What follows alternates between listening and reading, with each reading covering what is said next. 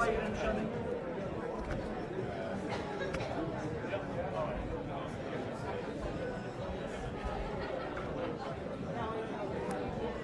if we all on time.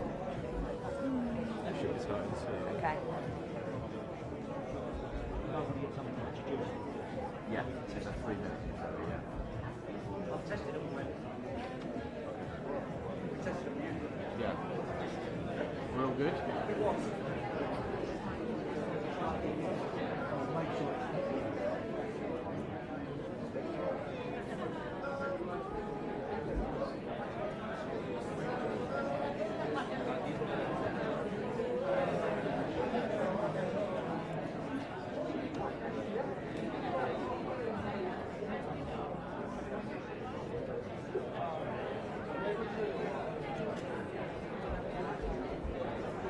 Dropping very quickly, just so it's right. Let's get one guy to do the podium. Okay.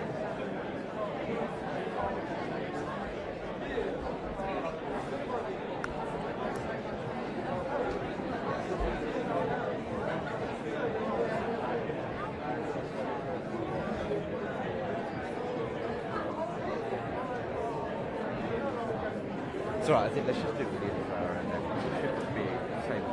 It's the same for you. Yeah. No, you've got me going.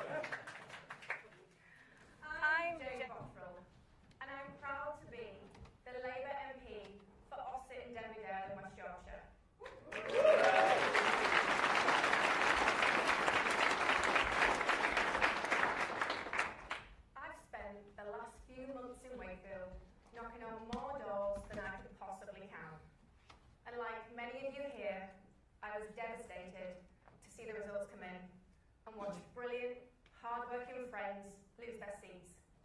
They are honest, decent people, driven by a genuine desire to do right by their neighbours, who refuse to give up on their communities.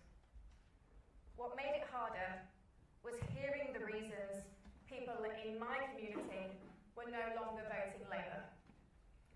Time and time again, they told me they felt ignored, forgotten, overlooked. They felt that politics no longer works for them and that Britain just isn't fair anymore. It was hard because I am Labour precisely because I believe in a fairer Britain. I'm a working class northern woman, and I know I could not be on this stage were it not for the opportunities fought for and delivered by the Labour Party and the Labour movement. The NHS, minimum wage, workers' rights, a genuine social safety net, equal pay, social housing, and sure start centres. In fact, I first got into politics campaigning against the closure of my local Sure Start Centre, having felt the direct impact it was having on the children I worked with. When I started campaigning, it was clear to me then, as it is clear to me now, that the Labour Party is one of the greatest vehicles for changing the lives of working people this country has ever known.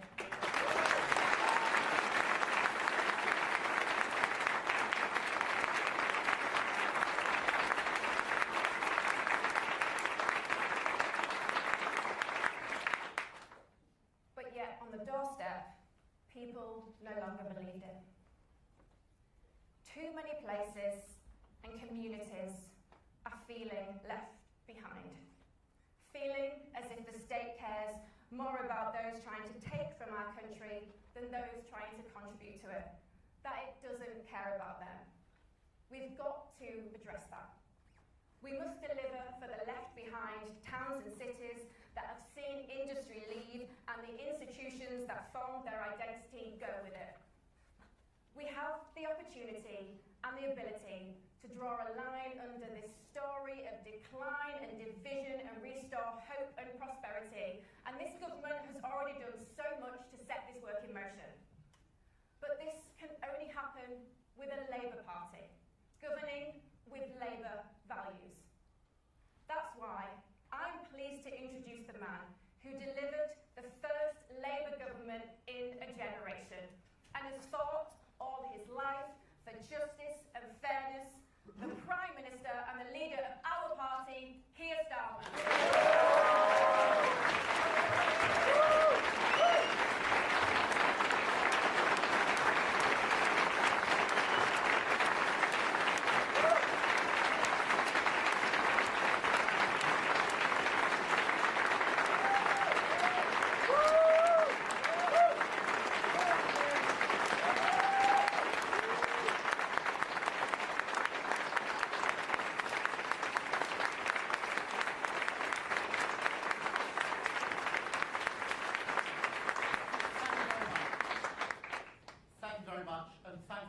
Jade, they were such powerful words. Thank you for that introduction.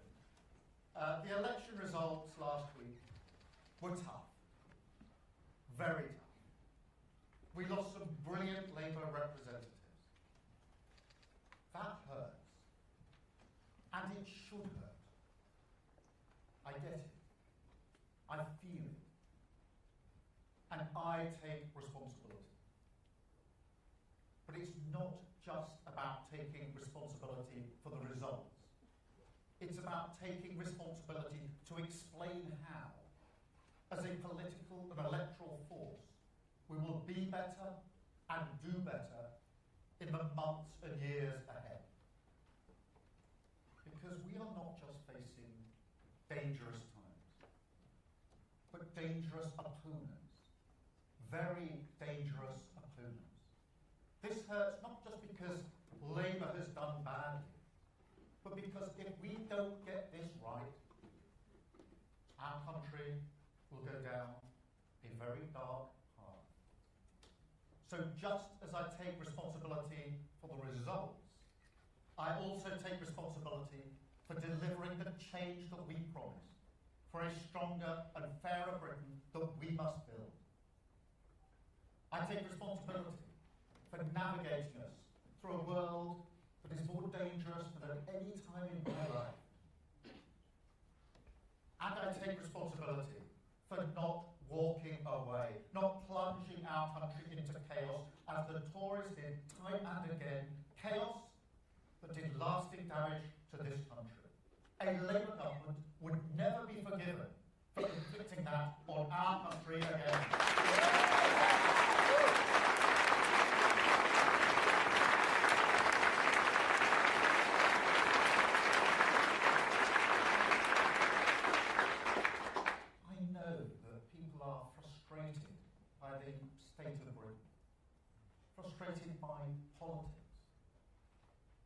some people frustrated with me. I know I have my doubters, and I know I need to prove them wrong, and I will. So, let me start on a personal note. Like every Prime Minister, I've learned a lot in the first 2 years in the job. In terms of the policy challenges that our country faces, incremental change won't cut it. On growth, defence, Europe, energy, we need a bigger response than we anticipated in 2024. Because these are not ordinary times. And this is a political challenge just as much as it's a policy challenge. Delivery is, of course, essential, but it's not sufficient on its own to address the frustration that voters feel. We're battling reform and the Greens, but at a deeper level, we're battling the despair on which they prey, despair that they exploit and amplify. And so analysis matters, but argument matters more. Evidence matters, but so too does emotion. Stories beat spreadsheets. People need hope. So we will face up to the big challenges, and we will make the big arguments. The Labour case, that only Labour values and Labour policies can ensure our country not only weathers these storms, but emerges stronger and fairer.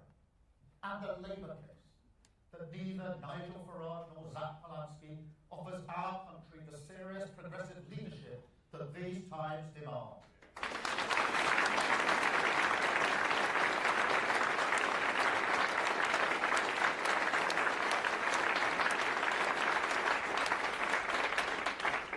Of course, like every government, we've made mistakes. But we got the big political choices right. I mean, if we'd listened to the advice of other parties, right now we'd be stuck in a standoff with Iran, having been dragged into a war that is not in our interest, and I will never do that.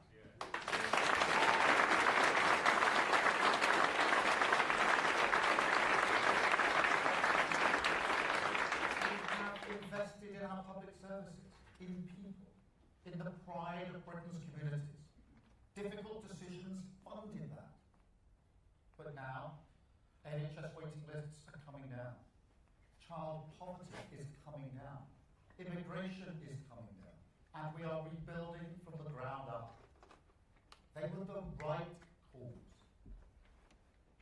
And most of all, we stabilised the economy. The fundamentals are sound. And that matters, because it puts us in a much better place to come out of the conflict in Iran stronger and fairer, and for living standards to improve after 2 decades of stagnation. But that's not enough, clearly. No. For the British people, tired of a status quo that has failed them, change cannot come quickly enough. And truth be told, I'm not sure that they believe that we care.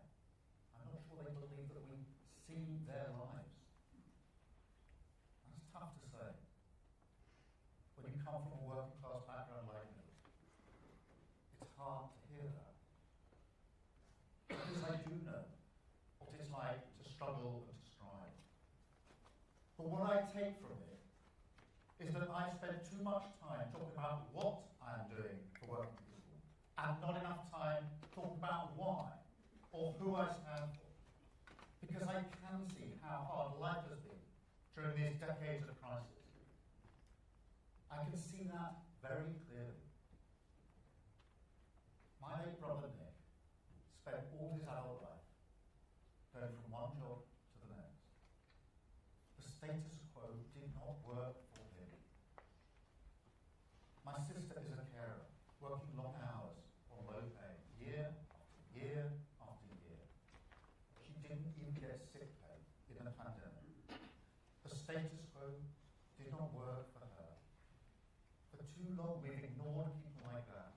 And there are millions of people in that boat.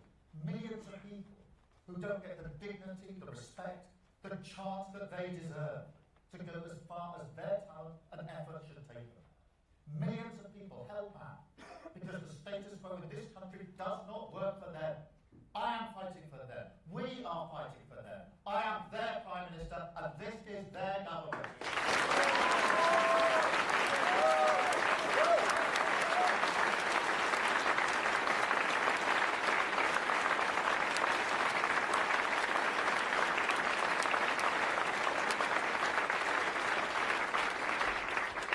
Because I know whose side I am.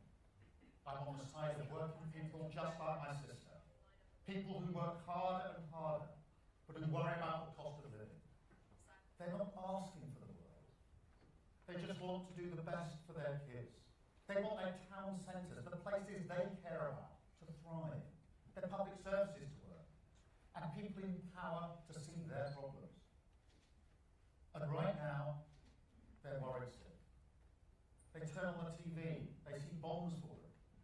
They go to the petrol station, see prices rising, and they think, how is this happening to us again? They say, how can I be paying the price for a war thousands of miles away that I don't support, that Britain is involved in? And it's not a new theory, is it? For 2 decades, our country has been buffeted by crisis after crisis. The 2008 financial crash, the Tory austerity that followed it, Brexit, COVID, Ukraine war, on and on it goes. Our response is always the same. A desperate attempt to get back to the status quo, a status quo that failed working people time and again. Our response this time must be different. A complete break. We must make this country stronger. Take control of our economic security, our energy security, our defence security. And we must make this country fair.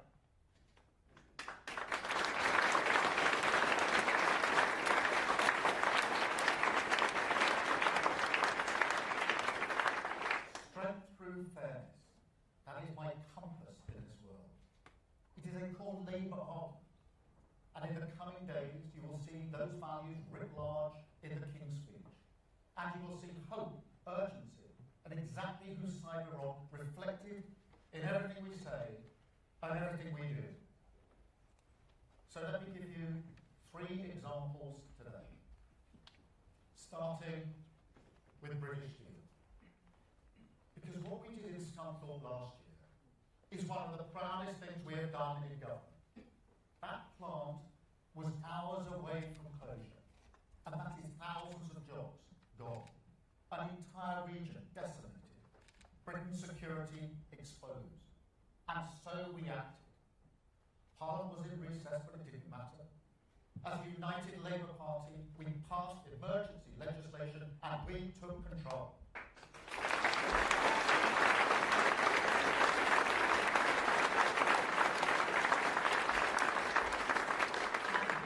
That same urgency to everything now. Starting, appropriately enough, with Scunthorpe. Because steel is the ultimate sovereign capability. Strong nations in a world like this need to make steel. That's why we're backing steel in from Talbot and across the UK. But in Scunthorpe, we've been negotiating with the current owner, and a commercial sale has not been possible. And now a public interest test could be made. So I can announce that legislation will be brought forward this week to give the government powers, subject to that public interest test, to take full national ownership of British steel.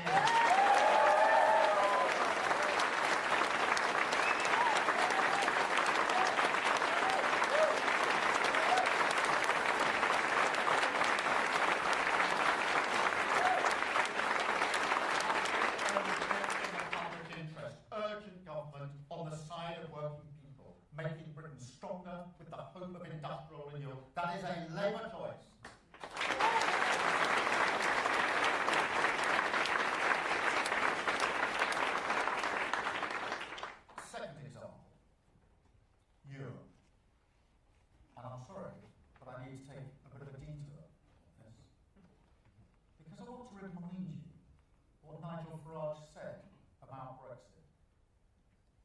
said it would make us richer.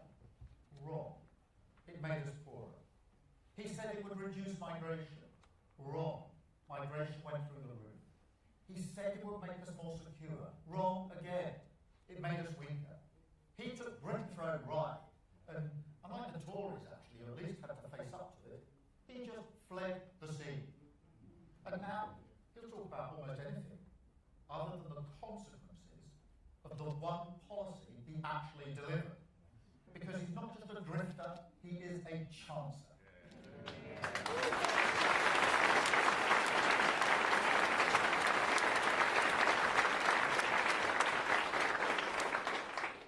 And so at the next EU summit, I will set a new direction for Britain. The last government was defined by breaking our relationship with Europe. This Labour government will be defined by rebuilding our relationship with Europe, by putting Britain at the heart of Europe. So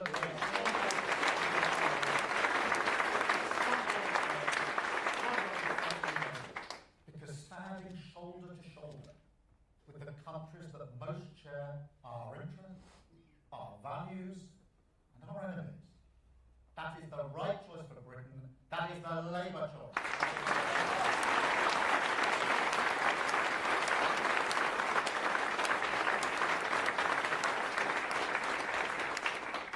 And for our young people, also something more. Because Brexit snatched away their ability to work, to study, and to live easily in Europe. That's why I'm proud we restored the Erasmus. But I want to go further. I want to make a better offer for our young people. Restore that hope, that freedom, that sense of possibility. And so I want an ambitious youth experience scheme to be at the heart of our new arrangement with the EU, so that our young people can work and study and live in Europe, a symbol of a stronger relationship and a fairer future with our closest allies. That is the Labour choice.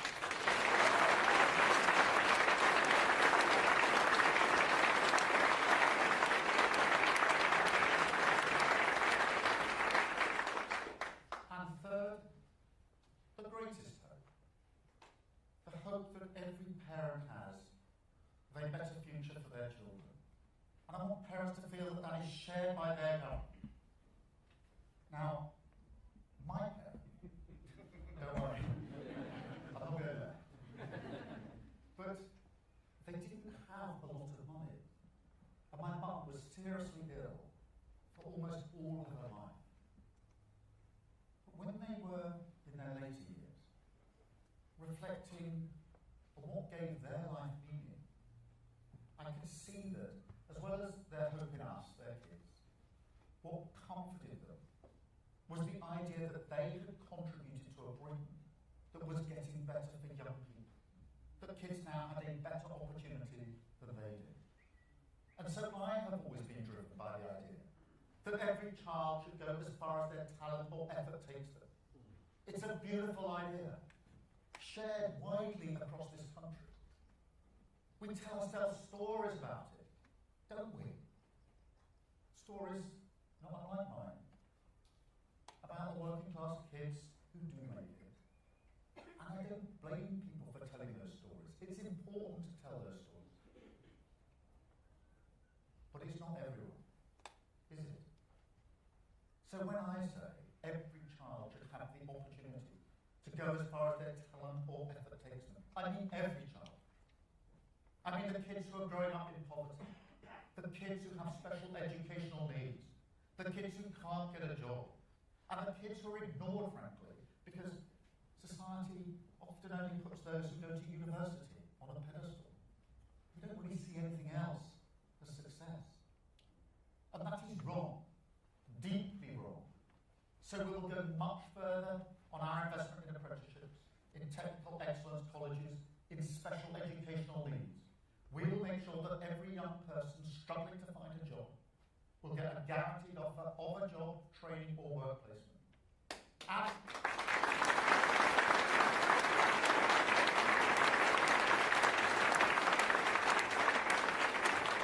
we will go much further with our Pride in Place programme.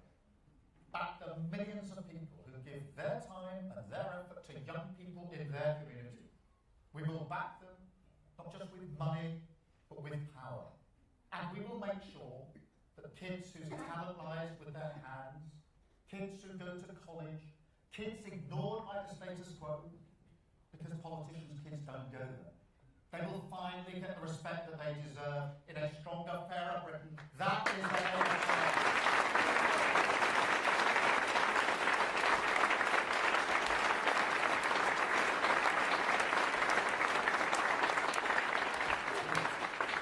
These are just a few examples, but they show the urgency in hope and our direction. They show the Labour values we will be dying for. And they show, frankly, the lessons that we will learn.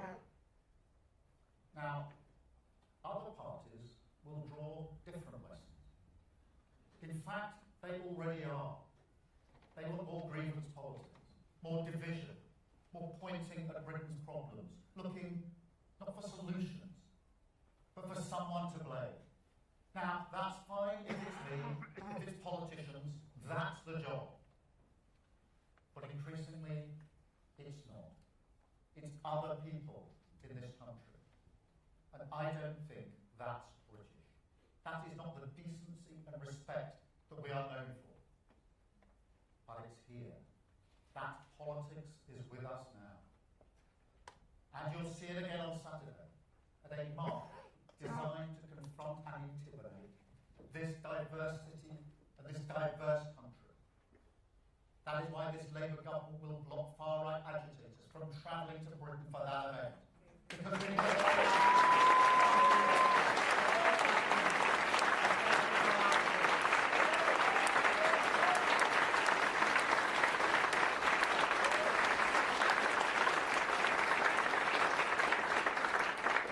This is nothing less than a battle for the soul of our nation.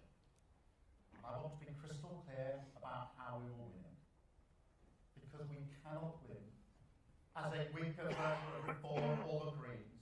We can only win as a stronger version of Labour, a mainstream party of power and Britain.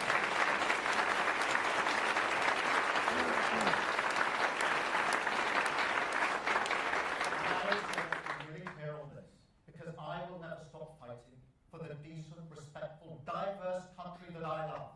I will never give up on the hope we can unlock in this country.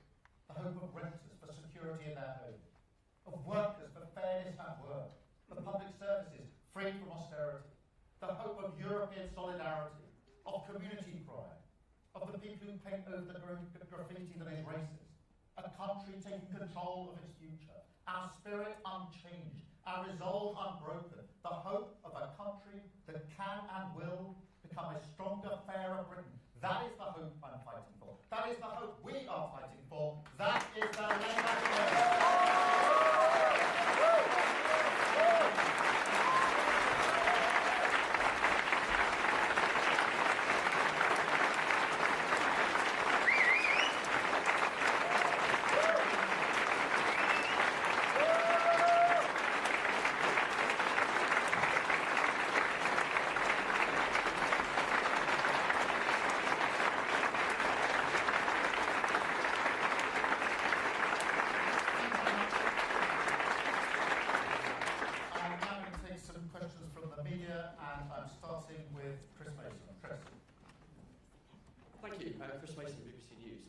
Prime Minister, do you think in your gut what you have said is enough this morning? And what do you say directly to those of your colleagues who are weighing up right now whether to back you or to suggest that you should go? And if I may, would you back continuing to block Andy Burnham from trying to return to Parliament? Well, Chris, there's a lot packed into that question. Let me just, what I'm doing is setting out the response, the direction that we need to take, and the acknowledgement that in the world we live in now, we need a bigger response than 2024.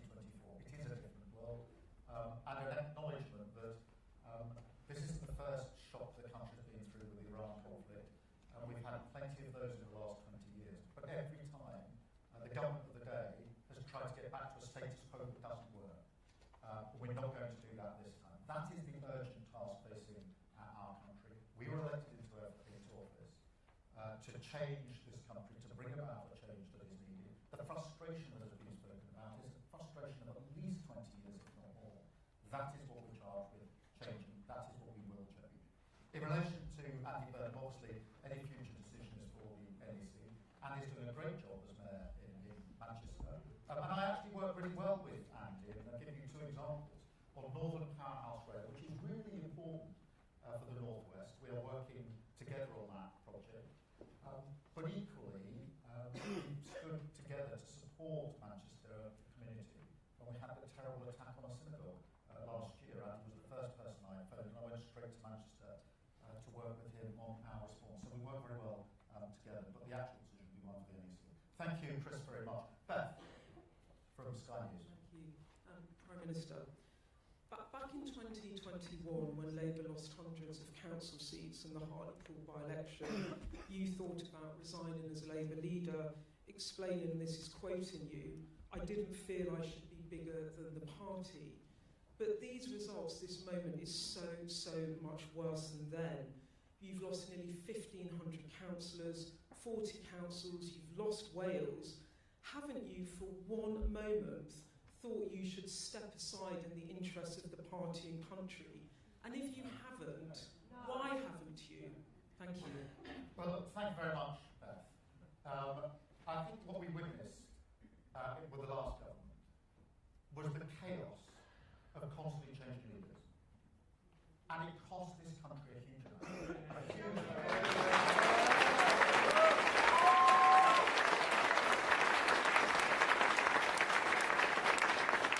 They paid the price. They are still paying the price of this. Yes. A Labour government will not inflict that on our country. We were elected with a mandate to change this country because of what had gone before. And that is what we will do. Yes, I acknowledge the frustration. Yes, I acknowledge the results are tough. Yes, I acknowledge that we lost brilliant representatives across the United Kingdom. I have a responsibility for that. But I also have a responsibility to deliver the change that we were elected and that we promised this country. And I'll deliver on that. Thank you very much.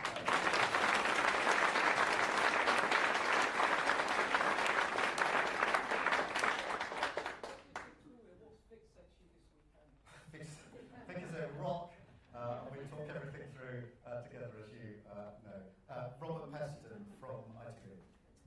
Prime Minister, these were arguably the worst election results for Labour in 100 years.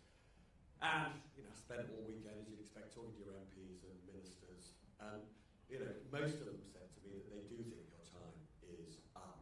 So what would persuade you that you're not the best person for this job? And just on this issue of, this is no longer the time for incremental change. When you were elected, we'd had 15 years of no growth. We'd had Putin's war that led to the worst energy spike in history. Many would say Brexit had failed. Why didn't you get it then? Well, Robert, look, I'm not going to shy away from the fact that I've got some doubters, including in my own party. And I'm not going to shy away from the fact that I have to prove them wrong, and I will. I had my doubters when I took on the Labour Party. I had my doubters who said we couldn't change this party and make it capable of winning an election. And I proved them wrong. And when we did that, I had my doubters who said, you can't lead us to a general election victory after the loss in 2019. It was so bad. It's not possible. And I proved them wrong. I'm going to prove them wrong again.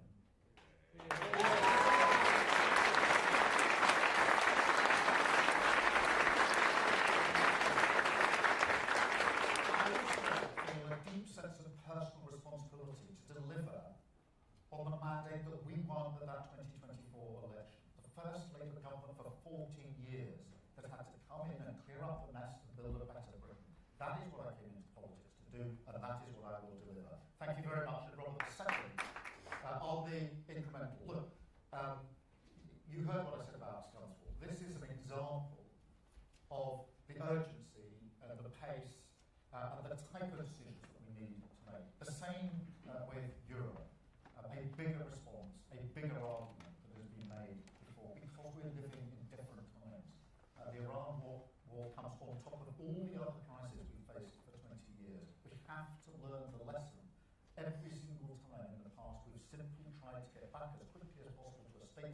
didn't work. We can't do the same again.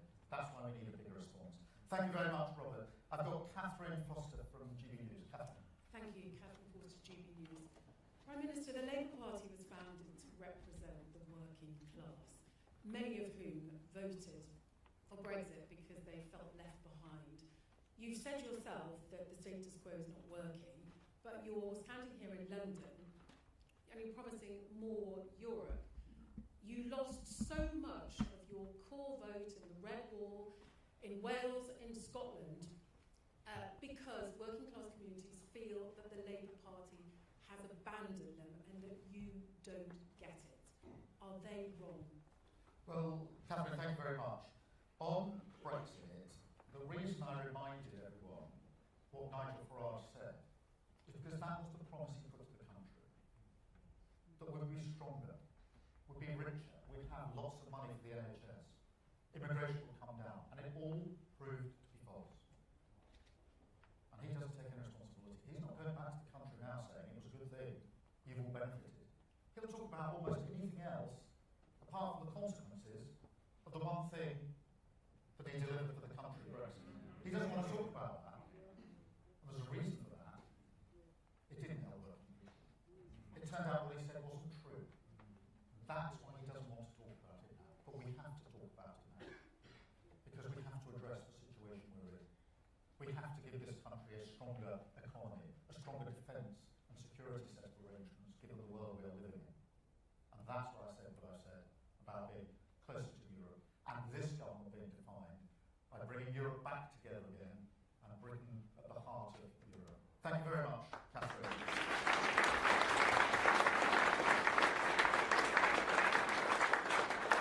I've got Pippa from The Guardian. Pippa. Prime Minister, I've got a specific question for you and a wider one, if I may. The specific one is, if one of your MPs launches a contest, a leadership bid against you, will you fight it? And the wider one is, do you think that Britain is ungovernable? And if so, why? And who's to blame? The media? Your MPs? The government? You? Thank you. Yes and no.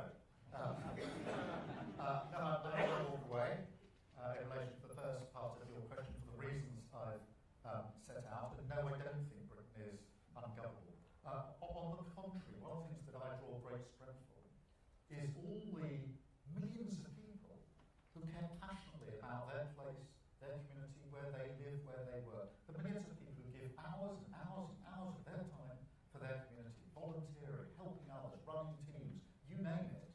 That is a great strength of our country. I draw strength from the fact that we are a reasonable, tolerant, decent country, a live and let live country, a diverse country. That is the real Britain. That's not an ungovernable Britain. That is the Britain that I will fight for, particularly in light of the opponents we now have politically, different to the opponents that we had before. That is the real Britain. That is the Britain I love. That's the Britain I'll fight for. Thank you, Pippa. Jim Pickard from the FT. Jim. Jim Pickard, FT. Prime Minister, you say you don't want incremental change, and you say you want Britain to be at the heart of Europe. Are you ruling out, however, Labour manifesto at the next general election, including single market or custom union membership? Because without either of those things, our economy is very much not in the heart of Europe. Yeah, well, Jim, what I want to do is take a big leap forward with the EU-UK summit this year and take us closer, both on trade, the economy, defence and security. And that will then be a platform on which we can build as we go forward. But as we do that, I strongly believe we've got to turn our back on the arguments of the past, not open old grievances, but look forward together to how we make this country stronger, how we make this country fairer. And so that's the approach that I will take. I've got Audrey from The Times. Audrey. Good morning, Prime Minister. Audrey Alberti from The Times. To follow up on a previous question, you said that whether Andy Burnham comes back to Parliament is a matter for the NEC. Your business secretary said as much this morning, but he also said that it would be a distraction, that Labour shouldn't be fighting unnecessary elections. Do you agree with him? Do you think Labour can afford to have two by-elections in Greater Manchester for the mayoralty and wherever Andy Burnham returns? And also, if I may, over the weekend I think you gave an interview in which you suggested that you would like to be Prime Minister for a full 10 years. Some Labour MPs have been unhappy with those comments. Do you to stand by them?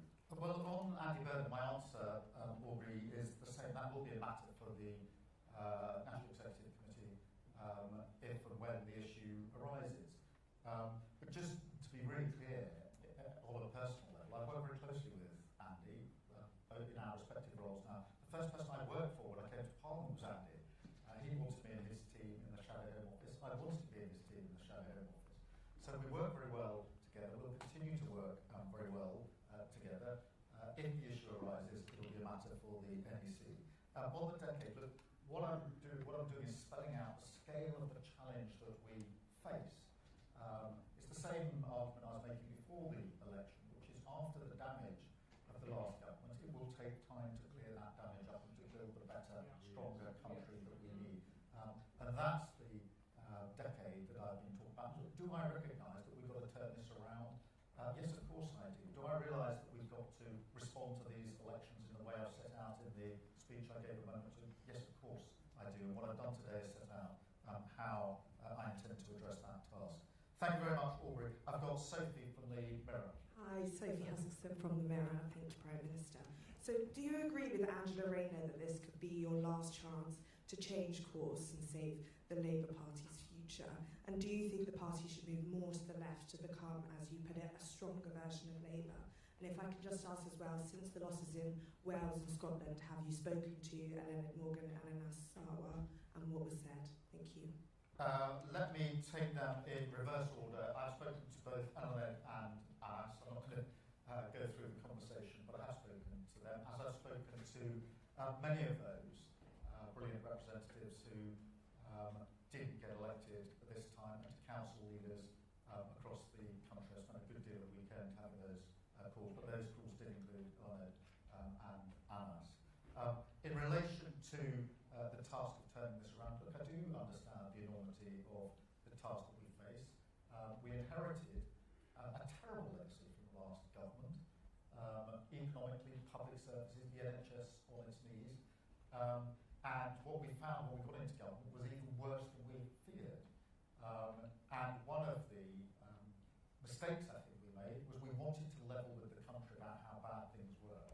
But we didn't convince people enough in that early period of the change that we would bring about, why their lives would be better. And that's why we have to change that and inject much more hope and optimism into what we are saying. And so I think Angela and I agree. And I've spoken to Angela as well, by the way, so I know exactly what her thinking is in relation to this. Thank you very much. I've got Jack from The Sun. Thank you, Prime Minister. Jack from The Sun. Just on that point, when you did speak to Angela Rayner, did she rule out ever launching a leadership challenge against you? And also, you said in your speech just now that if you were ousted as Labour leader, it would plunge the country into chaos. Some of your critics say your government is already mired in chaos, but can you be clear about what you mean? Are you saying that because it is you with the mandate, if you were ousted, there would have to be a general election? Well, Jack's a lot bound up with that. I did speak to Angela. I'm afraid I'm going to disappoint you by not going. I've spoken to Angela many, many times, by the way, in the last few weeks. We are friends, we get on very well.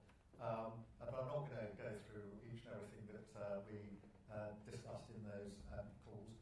But on this question of chaos, look, the question whether if a government constantly changes its leadership, the question whether that damages the country is not an academic question. It's not something that you study at university and go through various theories. We tested it.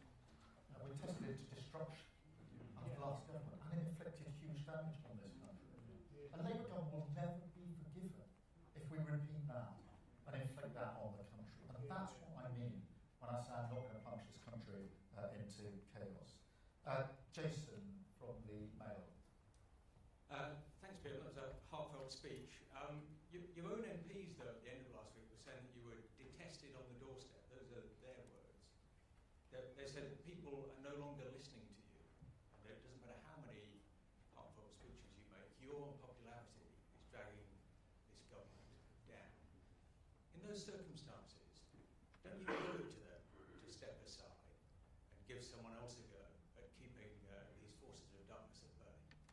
Well, look, I acknowledged, Jason, a moment ago, there is frustration across the country that status quo which isn't working. There's frustration that politics is not working for too many people. And yes, there is some frustration with me, I acknowledge that. But that frustration that I'm describing has been built up over many, many years by people who feel that their lives are not getting better, that their city centre, their town centre, the place where they live doesn't look any better for them, that their children aren't going to get better chances than they got. That is what's driving that frustration. That is deep, that is political, that is the challenge we have to rise to. I mean, it's not a frustration that can be just cast aside easily. It's deeply bound in the status quo that has failed for so many years, and that's why we have to turn that around. And I've got Bethan McGinley. Bethan. Hi. So you talked a lot today about giving young people hope again, but for many young Britons, things like home ownership, secure work, and financial stability still feel further away than it did for previous generations. Why should they believe that this government can reverse that? Well, I think that's such a good question, because I think young people have been very badly let down, whether that's on opportunities at work. We've got the best part of 1 million people, young people not in work. That's going to have a huge impact on them for the rest of their lives. People who can't get on the housing ladder very quickly or at all. And we have to instill the hope in them. We do that by changing what we're doing to help people get into work. We do that by taking better protections for renters. Too many young people are spending a lot of their income on rent, therefore they can't save their money to pay for a deposit. We're changing that with the Renters' Rights Act, which came into force just a week and a bit ago. And we're changing that with the hope of a better future and the sense in which they will be able to work, travel and study in Europe in a way which hasn't been possible in recent years. And in the end, those young people are our hope, because that's why I gave the example of my mum and dad. It's a very real example, because I think very many people, when they get towards the end of their lives, do reflect and say, what was my life about? And for my mum and dad, in material things, they didn't actually have a lot to show for their lives. But they had this deep comfort, I could really feel it, this deep comfort inside, that they, my mum and dad, Rob and Joe, that they had contributed to a country where the next generation had better chances. That is the real hope and optimism in young people, and that's where it resides with me, because I think, as I said in the speech, that's the greatest hope of all. So thank you very much for that question. Thank you.